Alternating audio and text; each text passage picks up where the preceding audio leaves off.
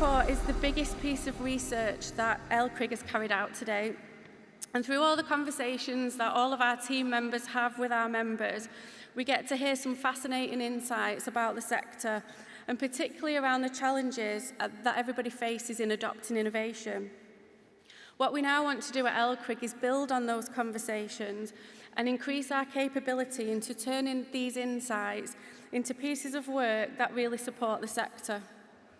We've got a sector that's fully supportive of innovation, so we wanted to find out what LCRIG could do to help remove some of the barriers. When compiling this report, one of the things that was really important to us wasn't just to get the results of the survey and then create a report based on that.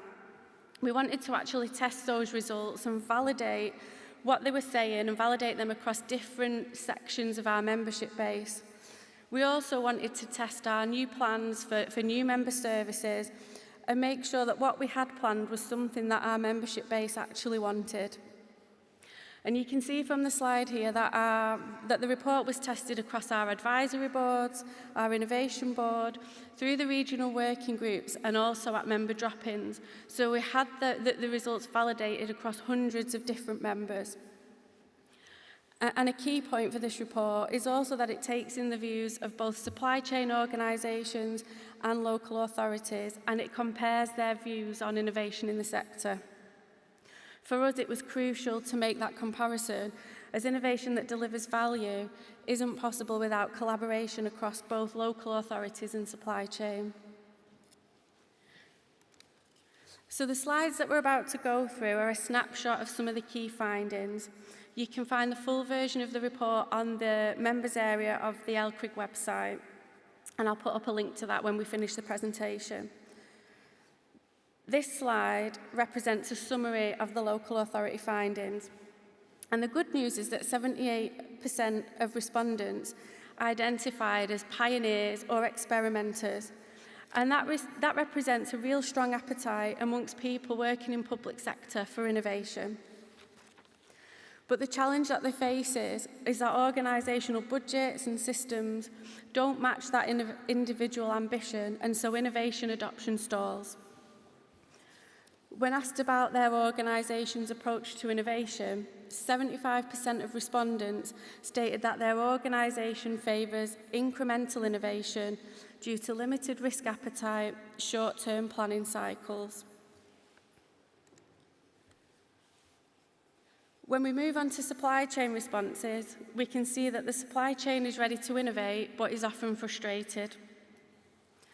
76% of suppliers say that they expect to increase their investment in innovation, and that's a really positive signal. But on the flip side, 59% felt that local authority funding for innovation is inadequate. Most innovation actually comes from collaboration or from bottom-up initiatives led by employees and customers, and that shows there's plenty of energy and creativity in the system. But the frustrations that suppliers report, they'll sound familiar. Everyone's heard them all before. Limited access to decision makers, inconsistent procurement processes, and a culture of short-term thinking. With SMEs feeling this most strongly, they want to be part of the solution, but often feel locked out by outdated procurement models and siloed communications. And 81% of suppliers also felt that risk aversion either significantly or moderately affects innovation delivery.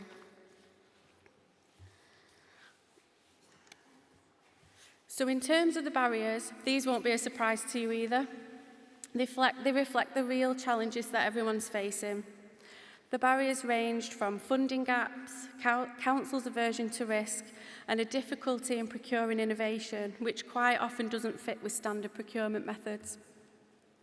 The skills shortage that the sector's facing also has an impact, as the demand on resources means there's less time to devote to innovation.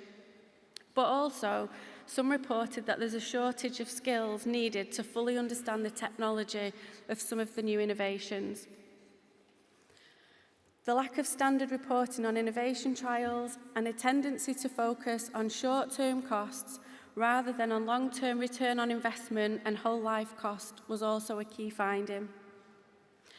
The barriers really all just verified that opening statement, that innovation isn't stifled by a shortage of ideas, but it's constrained by the systems.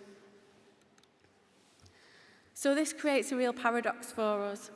The innovations that could save local authorities money in the long term and deliver better outcomes are often out of reach because of the budget constraints that they're meant to solve. This creates a focus on small, incremental changes rather than the step change solutions that we know are possible and that suppliers have available. Innovation isn't just about technology or ideas, it's about the ability to change, and if we're to make that meaningful progress, that ability needs to be supported by systems, policies, and investments that enable innovation. But it's not all negative. Despite the challenges, one of the positives in the report was that there was a real consensus on where the opportunities lie. AI, connected vehicle data, and sustainable materials all came out as the top 3 themes. And 83% of respondents highlighted AI as an emerging opportunity for the sector. So the sector is aligned on where the opportunities are, and that gives us a really strong foundation for collaboration. As we looked through all the survey data, there were clear themes emerging as to what the sector was asking for.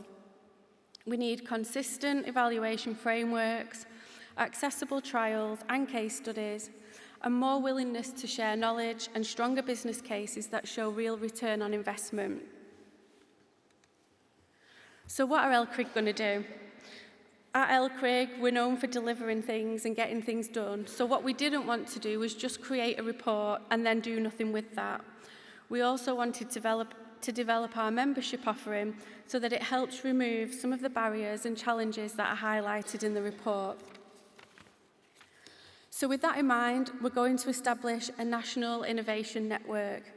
It's going to be a central place for sharing information, guidance, toolkits, insights, case studies, and trial results. The goal for this system would be that it provides a space for local authorities to find trusted information that helps overcome barriers and enables them to adopt innovation. For supply chain, we want it to be a place where products and innovations can be seen, adopted, and scaled by local authorities. We're also going to create a national knowledge network. We want to bring people together, connect ideas, and share the common challenges that authorities are facing.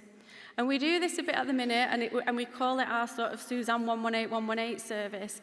But this is what we want to do, is make that more inclusive and develop that so that it's more available to the wider sector. We want to create a problem-solving community across our local authority membership. We're also going to be building on the work of our AI task group and delivering more AI mini-guides in the series, and Carla will tell you a bit more about our AI work later today. So please do keep an eye out for these additions to membership as we go through 2026. We'll be maintaining our focus on helping to remove barriers, connecting people, and supporting innovation adoption. If you'd like to see the innovation report in full, you can find it by following the QR code on the screen, and it'll take you to the member resources area on the website.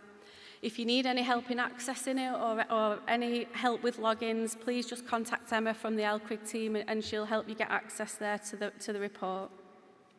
And if you have any questions, please do feel free to contact me in the break or get in touch after Strictly.